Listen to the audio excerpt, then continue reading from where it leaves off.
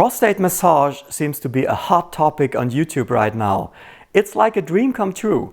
You insert your finger into your rectum and massage your prostate, or you just massage a point in your perineum and the prostate shrinks and all your troubles go away. And the best part is, you can actually do something for yourself to make it better. While this information is promoted by non-urologists, this kind of therapy is not approved by the guys who own that field and have all the expertise. The urologists, that is. My name is Stefan Buntrock. I'm a board-certified urologist and sexologist, and in this video you will get to know some facts about benign prostatic enlargement and the symptoms that go along with it. First of all, what is benign prostatic enlargement? When men get older, the prostate will start to grow around the age of 40. The reasons for this are not entirely clear, but it seems that hormonal changes and inflammatory processes play a major role for this development. And besides, not all men are affected. However, in many videos on YouTube, it appears that this growth is some kind of swelling and that you can shrink the prostate by squeezing or massaging it. This information is wrong. The prostate may be temporarily enlarged when there is a prostatitis, but this is not what is meant by the term benign prostatic enlargement.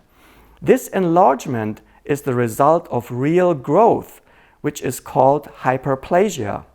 It's an increase in cell mass. You can't just massage this away, plus how on earth would you be able to reach the prostate from pressing on the perineum? This is nonsense. If it were that easy, radical prostatectomy for prostate cancer would be performed from the perineum, because you would just make an incision and take it out. But it's not. Perineal radical prostatectomy is difficult because the prostate is not easily reached. Lots of tissue layers between the skin and the prostate. It is quite a way until you get there, as you can see on this illustration. Therefore, the perineal approach got abandoned. One hard-to-die misconception about BPE is that it causes lower urinary tract symptoms, also known as LUTS. That's state of knowledge from the last century. Today we know that hesitancy, urgency, weak stream, nocturia, and straining are not necessarily the result of an enlarged prostate.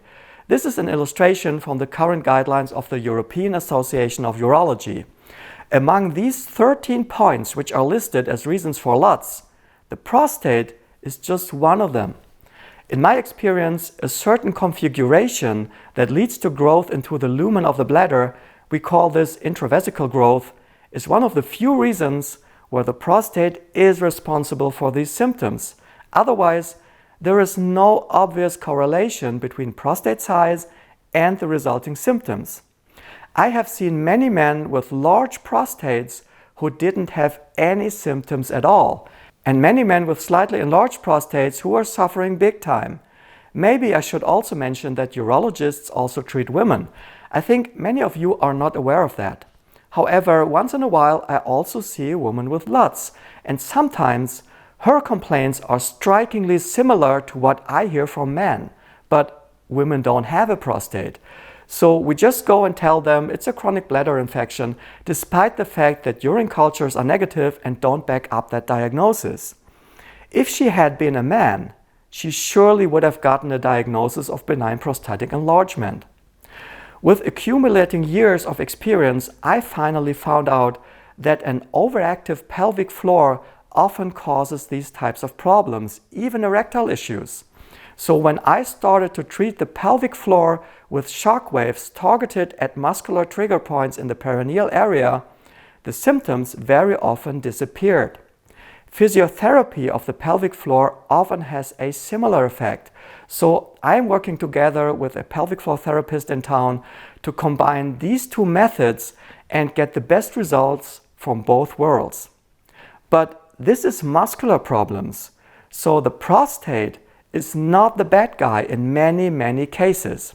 If you experience lower urinary tract symptoms, please go and see a urologist. Thanks for watching.